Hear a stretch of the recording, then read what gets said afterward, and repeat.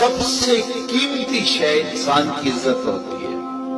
کبھی آپ نے دیکھا ہو بارش پڑی ہو اور کیچڑ ہو اور کوئی بندہ پھسل کے گر جائے تو وہ بعد میں دیکھتا ہے کہ مجھے چوٹ آئی ہے کہ نہیں، پہلے یہ دیکھتا مجھے کسی نے دیکھا تو نہیں۔ اس کا مطلب یہ ہے اس کو اپنی جان سے عزیز اپنی عزت ہے۔